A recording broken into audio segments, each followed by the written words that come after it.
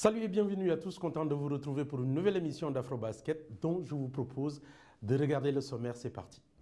Au sommaire de ce 12e épisode, cap sur Kinshasa où se sont déroulés les éliminatoires zone 4 des championnats d'Afrique U18.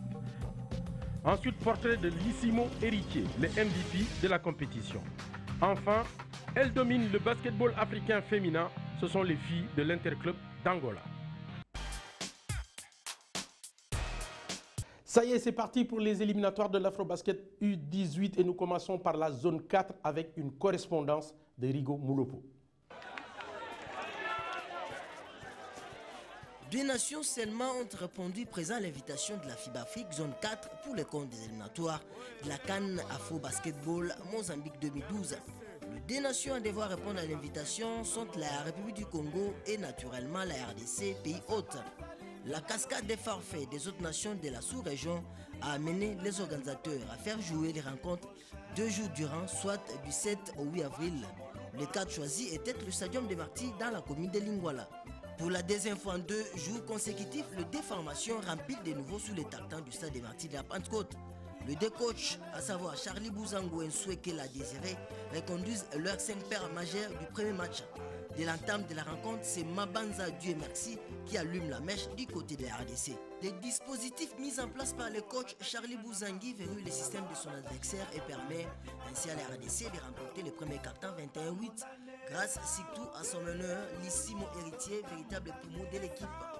Lors du deuxième carton, le Lopard Junior prennent l'ascendant sur leurs homologues des Diables Rouges grâce surtout à Kabassé et Moutombo qui multiplient les points et font sensation autour de l'anneau. Mais le Diable Rouge essaye de remonter grâce à Kai Olisson et Charlie Osombi. Mais sans succès, la RDC préserve son avantage 34-25. Au retour de la pause, le public assiste au réveil des Congolais brassavillois qui bénéficient des multiples fautes commises par les locaux. Mais la résistance de ces derniers va prendre les dessus sur les visiteurs 54-36.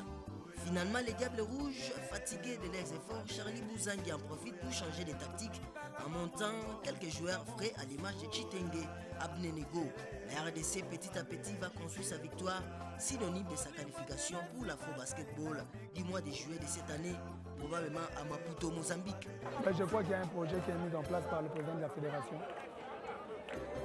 Il ne faut pas s'attendre à trop, comme font les Congolais d'habitude, c'est quoi, ils grillent les étapes.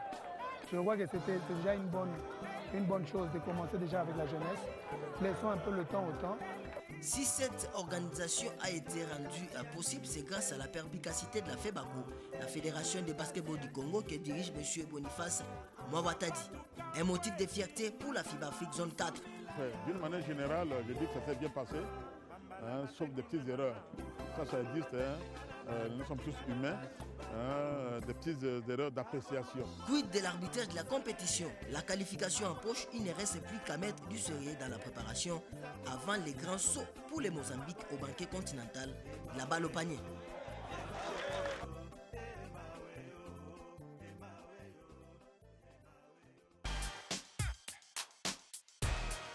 À l'issue de ces éliminatoires à Kinshasa, un garçon a crevé l'écran. Il s'agit de Héritier Lissimo, le MVP de la compétition.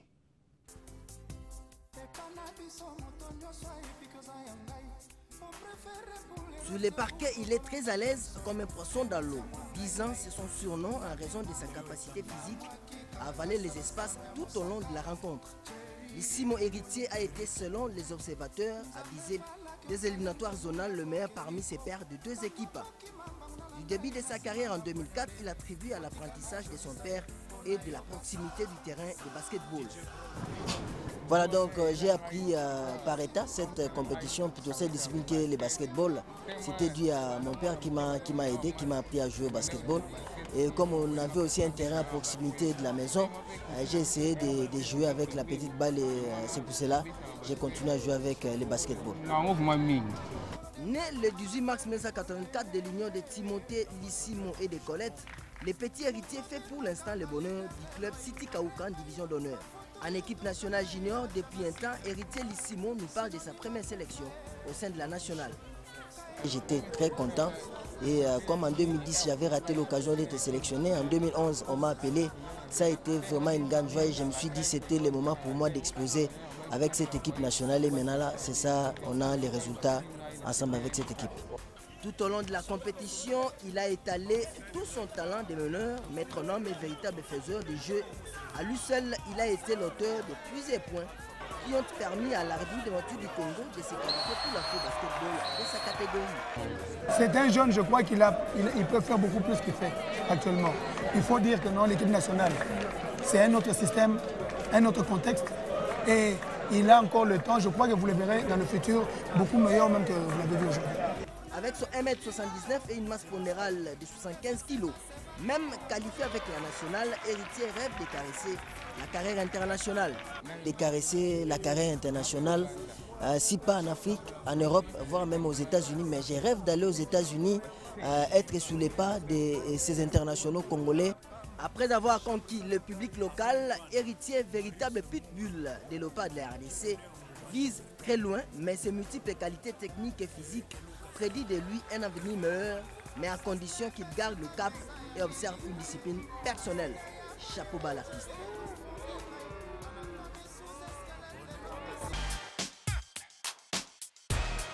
Je vous propose à présent de découvrir tout ce qui a constitué, et cela en bref, l'actualité du basketball africain. La draft WNBA, l'équivalent de la NBA en féminin, s'est déroulée au mois d'avril dernier. Et la grosse cote de cette draft 2012 nous vient de la sélection en 9e position par les Sun Connecticut de la Malienne Astan Dabo, joueuse de Reims en Ligue féminine 2. Née en 1992, cet intérieur de 2,03 m a tourné cette saison à 11,3 points et puis 12 rebonds,5. Le centrafricain Romain Sato et son équipe le Panathinaikos, champion en titre de l'Euroleague, prendront part au Final Four de l'édition 2012. Pour se qualifier, ils ont battu en quart de finale le Maccabi Electric Tel Aviv, 3-2. Au cours de ces quarts de finale, Romain Sato a enregistré 7,7 points et 5 rebonds de moyenne pour un temps de jeu de 25 minutes 42 secondes. Le Panathinaikos disputera le premier tour du Final Four face au CSKA Moscou le 11 mai 2012. 14 joueurs de la sélection senior masculine du Nigeria ont effectué un regroupement en vue de la préparation du tournoi pré-olympique qui aura lieu du 2 au 8 juillet au Venezuela. Le camp qui a duré 3 jours était placé sous la supervision des entraîneurs Ayo Bakari, Sani Ahmed et Ayla Johnson au stade national de Lagos. Les 14 joueurs, selon un communiqué du secrétariat de la Fédération nigériane de basket, ont été soigneusement sélectionnés parmi les différents clubs de la Ligue nigériane de basketball. Le Nigeria est dans le groupe B aux côtés de l'hôte Venezuela et de la Lituanie. Actuel coach du Paris-Levallois en Pro A, Christophe Denis vient de signer un contrat avec la Fédération ivoirienne de basketball pour être le sélectionneur de l'équipe des éléphants de Côte d'Ivoire. Le coach parisien devrait être accompagné par Thomas Drouot, son assistant, et le coach des espoirs au Paris-Levallois, Olivier Pierrot, le kiné du Paris-Levallois, et de son père Francis, qui a été entraîneur pendant 11 ans en Côte d'Ivoire et qui est déjà sur place depuis la fin mars pour dresser un état des lieux du basketball ivoirien.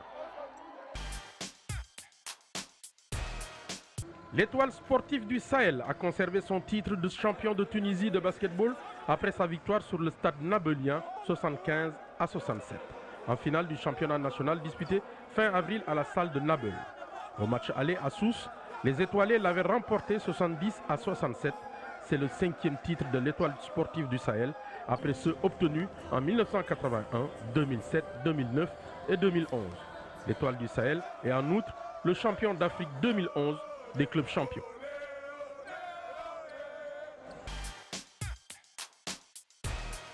Elles ont tout remporté sur leur passage. Elles, ce sont les filles de l'Interclubé d'Angola. Afrobasket vous les fait découvrir.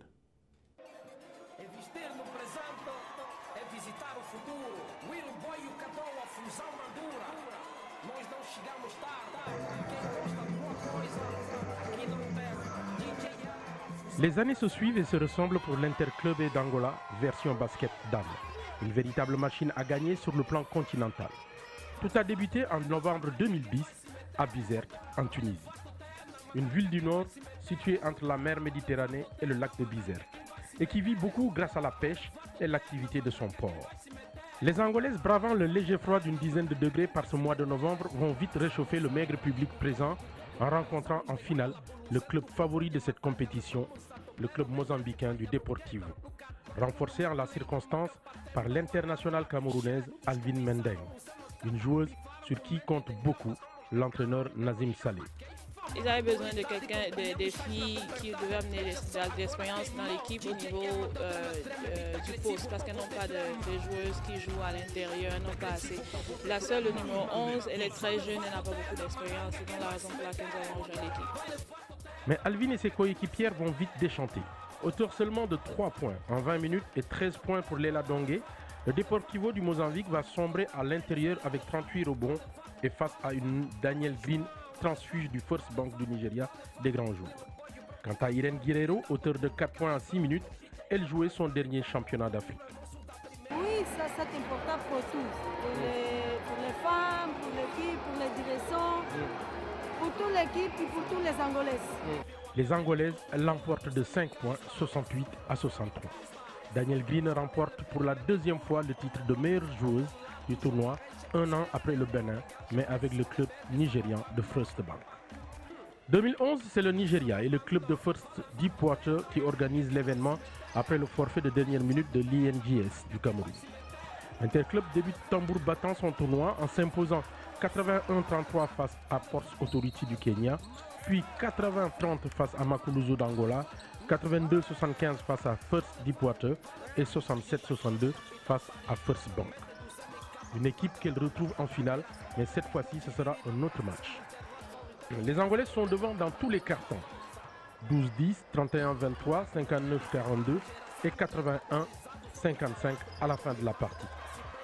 Je pense que toutes les équipes qui viennent ici sont fortes. Mais nous, aujourd'hui, sommes moins forts que toutes les équipes qui participent à la compétition. La force d'Interclub, c'est les bonnes défenses et les contre-attaques. Jouer rapidement. L'Interclub vient de remporter il y a quelques jours le titre de champion d'Angola face à son rival de toujours, le Primeiro de Agosto. L'occasion donc pour le club de représenter l'Angola pour le prochain championnat d'Afrique des clubs en 2012 à Abidjan. L'occasion aussi de tenter la passe de 3 car comme le dit l'adage, jamais 2 sans 3. Voilà, Afrobasket, c'est fini. On se retrouve lors du prochain numéro, même heure, même chaîne. Allez, ciao.